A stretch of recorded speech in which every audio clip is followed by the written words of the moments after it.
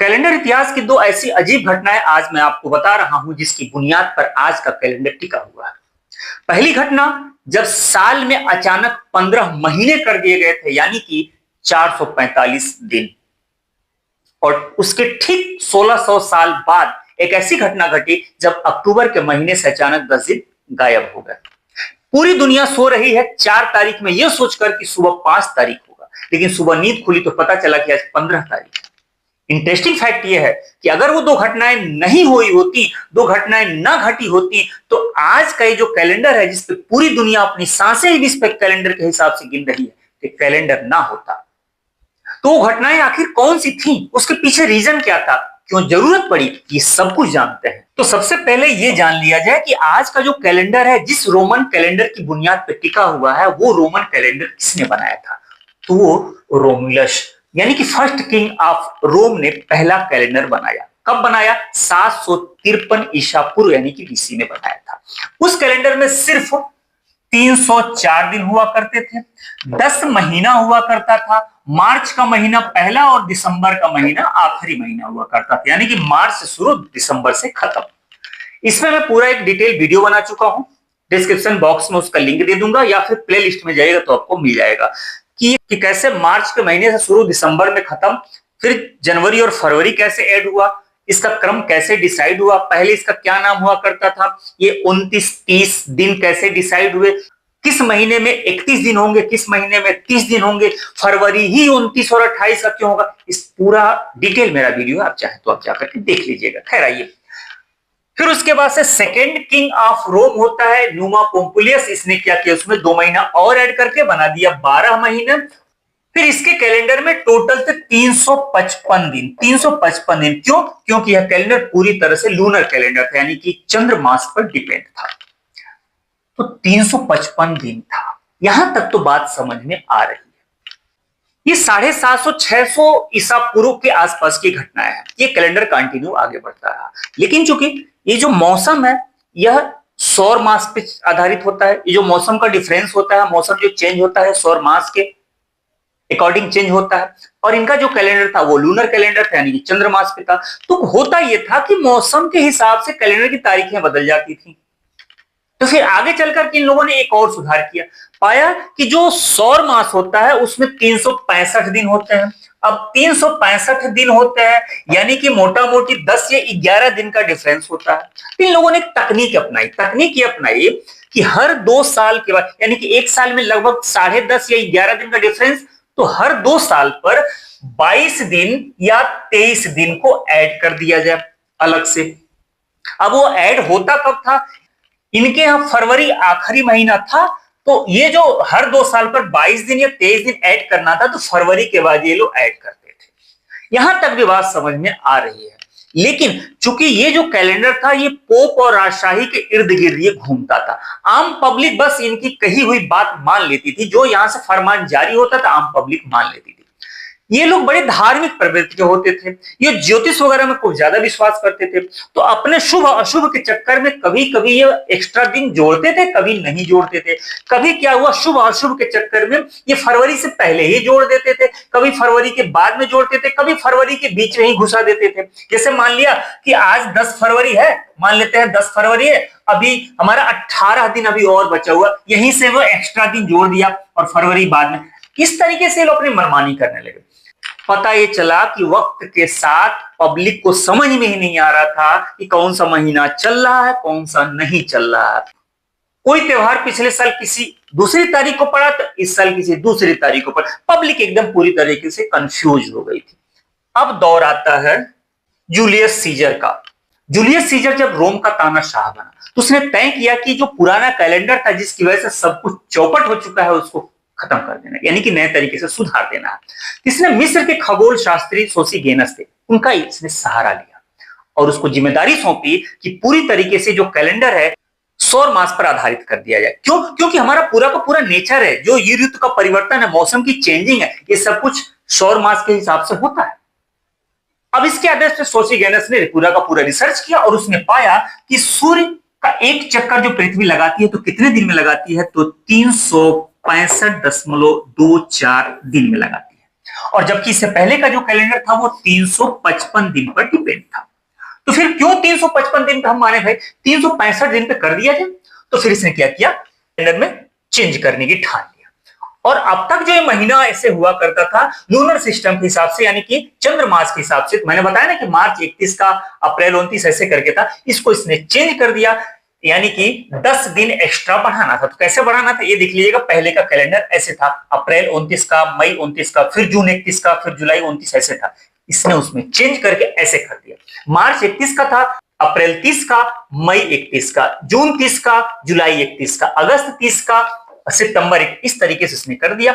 और जो एक्स्ट्रा बच रहा था 0.24 यानी कि मोटा मोटी 6 घंटा एक्स्ट्रा। तो एक साल में 6 घंटा जो एक्स्ट्रा बच रहा था, तो 4 साल जाते जाते 6 चौको 24 यानी कि 24 घंटा एक्स्ट्रा हो गया, एक दिन मिल गया हमको। तो यहां से लीप ईयर का कॉन्सेप्ट शुरू होता है। और फरवरी जो 28 दिन का हुआ करता था, ये कहा कि हर 4 साल के बाद फरवरी 29 की हो जाया करेगी। तो इस तरीके से निकल के आया लीप ईयर का कॉन्सेप्ट। लेकिन ये तो सीधी सीधी बात हो गई। अब आप सोच रहे होंगे कि इतना देर में चिल्ला ले गया, उस घटना को नहीं बताया जब एक साल में 15 महीने हो गए थे। यही वो साल है जब ये कैलेंडर में सुधार हो रहा है। अब ये जो कैलेंडर सुधारा जा रहा था, तो देखा यह गया कि अब तक जो है, जैसे मान के चले कि हैप्पी न्यू ईयर 1 तारीख को होता है, 1 जनवरी को होता है। 1 जनवरी कब होता है? ठंड के महीने में। लेकिन वो 10 दिन का गैप आते आते आते आते पता चला कि ठंड का महीना कहीं और चला गया, और 1 जनवरी जो है वो गर्मी के महीने में पड़ रहा है, बरसात के महीने में पड़ रहा है। तो यही सब कुछ इस टाइम पर हो गया था। अब इसने क्या किया कि यहां से कैलेंडर को सही करने के लिए कि भाई अगर 1 जनवरी है तो वो ठंड के महीने में है, तो ठंड के महीने में ही पड़े। अगर 1 मार्च है, वसंत ऋतु की शुरुआत वहां से होती है, तो 1 मार्च और वसंत ऋतु उसी टाइम पर पड़े। 25 दिसंबर यानी कि ईसा मसीह का जन्मदिन जिस मौसम में होता है, जिस ऋतु में होता है, वही हो। इसने क्या किया, देखा कि उसको बैलेंस बनाने के लिए क्या करना है। तो आज के डेट में हमको 90 दिन एक्स्ट्रा उसमें जोड़ना होगा, तब वो फिर वापस वह डेट उसी मौसम में, उसी ऋतु में, उसी सीजन में आ जाएगा। 90 दिन। इसने एक झटके में, क्योंकि तानाशाह था, एक झटके में फरमान जारी किया कि जोड़ दो 90 दिन। तो 44 ईसा पूर्व वो जो कैलेंडर था उसमें 90 दिन एक्स्ट्रा जोड़ दिया गया। अब 90 दिन भी देखिएगा, 90 दिन कैसे जुड़ा है, वो 90 दिन 3 पार्ट में जुड़ा है। अब 3 पार्ट का मतलब क्या है कि फरवरी के महीने में 23 दिन जो जुड़ना ही जुड़ना था। 23 दिन वो तो जुड़ना था ना, मैंने बताया ना कि हर 2 साल पे 23 दिन या 22 दिन जोड़ देते थे। तो उस साल 23 दिन उसमें जुड़ना था, तो 23 दिन तो ऐसे हो गया। अब बचा कितना? 67 डेज। और कम पड़ रहा था कि 67 डेज अगर जोड़ दिया जाए तो एग्जैक्ट सीजन, मौसम, ऋतु, कैलेंडर की तारीख सब कुछ इक्वल हो जाएगा, सब कुछ बराबर हो जाएगा। इसने आदेश जारी किया, इसने फरमान जारी किया, जोड़ दो। तो 2 छोटे छोटे महीने करके जोड़े गए, यानी कि नवंबर के बाद ये 33 दिन जोड़ा गया, फिर उसके बाद से 34 दिन और जोड़ा गया, उसके बाद से दिसंबर आया। अब लोग हो गए पागल। अब लोगों को समझ में नहीं आ रहा था कि महीना कौन चल रहा है, तारीख कौन चल रहा है, ये साल जो है ये खत्म कब होगा, नया साल कब आएगा। लोग बिल्कुल कंफ्यूज। तो जब पब्लिक कंफ्यूज, पूरी दुनिया कंफ्यूज, ये तो बेचारा तानाशाह था, इसके आदेश के खिलाफ कौन जाता। तो उस साल को कहा गया ईयर ऑफ कंफ्यूज। उस साल का नाम ही क्या पड़ गया? Year of confuse.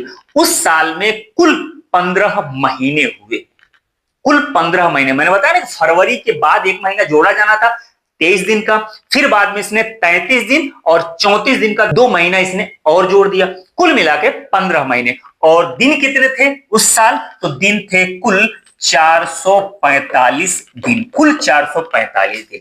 तो ये एक घटना घटी कैलेंडर को सुधारने के लिए। तो लीप ईयर का कॉन्सेप्ट यहां से शुरू हुआ, और जो 1 जनवरी जिस दिन पड़नी थी आज भी पड़ रही है। तो आज का जो कैलेंडर आप देख रहे हैं उसकी बुनियाद रियल में कहां से पड़ी है? तो 44 ईसा पूर्व यानी कि 44 BC से पड़ी है, और उसका श्रेय किसे जाता है? तो जूलियस सीजर को जाता है।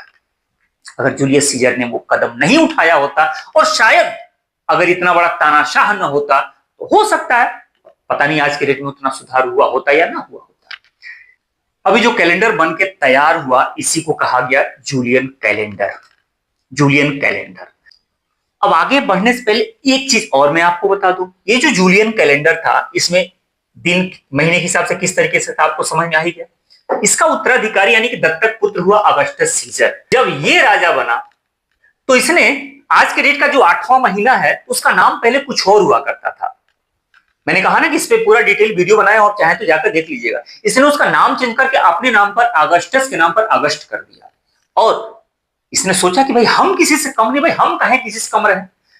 तो जूलियन कैलेंडर में अगस्त 30 का महीना हुआ करता था, लेकिन इसने क्या किया कि भाई हमारे नाम का जो महीना होगा वो सबसे छोटा क्यों रहा है, इसने क्या कि उसने चेंजिंग किया और अगस्त को कर दिया 31। अब इसके बाद के महीनों में जैसे जो 30 का था उसे 31 किया, जो 31 का था उसे 30 किया, इस तरीके से कुछ चेंजिंग कर दिया।